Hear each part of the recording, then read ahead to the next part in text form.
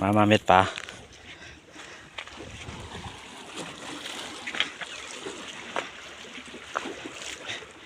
ในหัวหน้าลงห้องนะแขนไม่ได้ขี่นะเนี่ยมาคาเม็ดปลาค่ะเอาเราปลาในน้ำหนาฮะเม็ดไปแล้วเห็ดตัวให้อ่ะทำตรงนี้ตั้งแต่แรกเขาในเขาหนาที่เรามีปลาเขาอยู่นั่น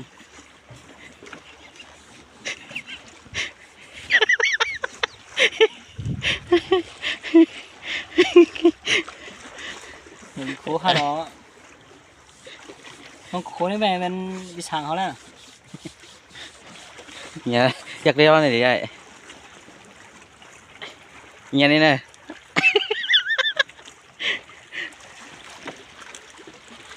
ไอ้กันเขียวอมร่มนะจิมมี่เหรอ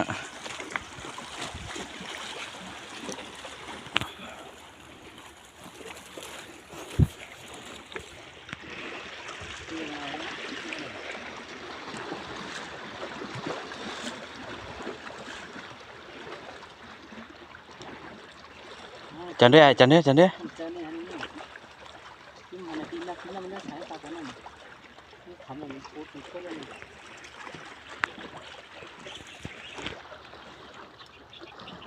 ปลาเนี่ยไปไหน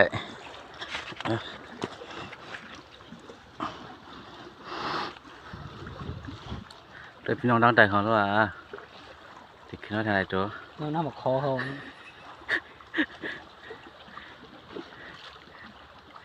จ่องเขาไปดีอยู่อ่ะ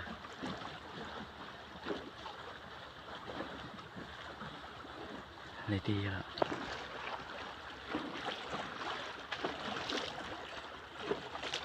เป็นไรอยู่ยุคนี้ทั้งเลยดีเราเด้ดีขอบคุณผมแพงหน่อยฮะเดี๋ยวเอาได้อันนั้นเนี่ย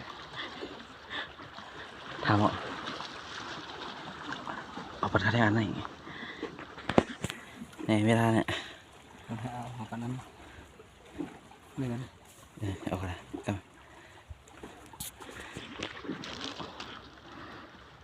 คือที่เอาที่อันเนี่ยกันเมียดอ่ะที่อันนั้นกันเมียดกินเขากินอะไรจิ๊บ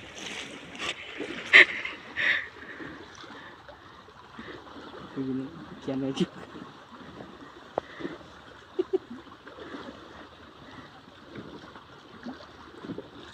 เอามาแล้วเขียวหาเงินนะกินแอม